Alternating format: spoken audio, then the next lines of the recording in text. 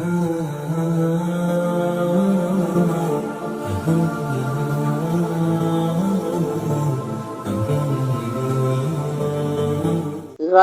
کی معصوم خون کی ندیوں نے ہائی لائٹ کر دیا ہے کہ کون ایمان والے ہیں اینڈ کون ایمان سے خالی ہیں امت میں۔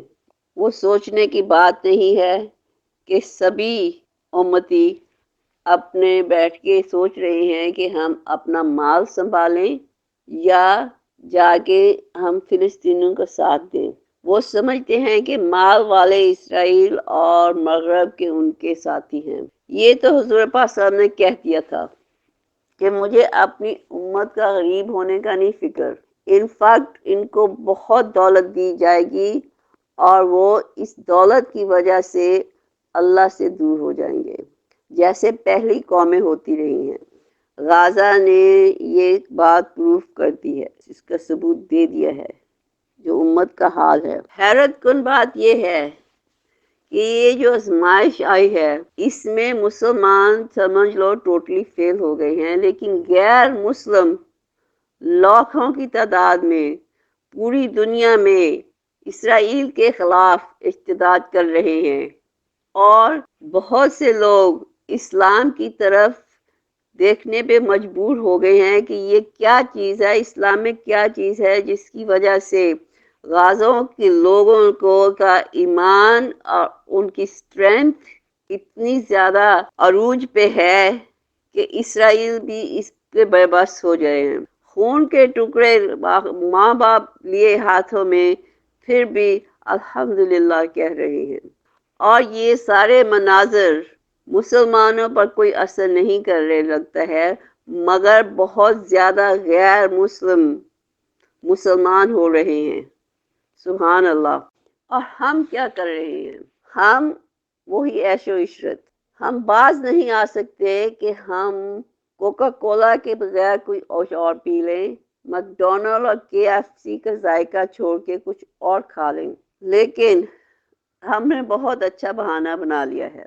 ان میکڈونلڈ اور KFC کی شاپ کے آگے ہم نے کلمہ لکھ دیا ہے، اب یہ ہمارے لیے حلال ہو گیا ہے۔ اب ہم اس ذائقوں کو ہمیں چھوڑنے کی کوئی ضرورت نہیں ہے، اور نہ ہی ہمیں کوئی فکر ہے کہ ہمارا اس کھانے کا ذائقہ یہودیوں کو پیسے دے رہا ہے کہ تاکہ وہ اور اسلحہ خرید کے ہمارے غازہ کے مسلمانوں کو ہمارے ذائقے کے برابر ہم فنڈ کر رہے ہیں ان کی شہادت کا ذائقہ۔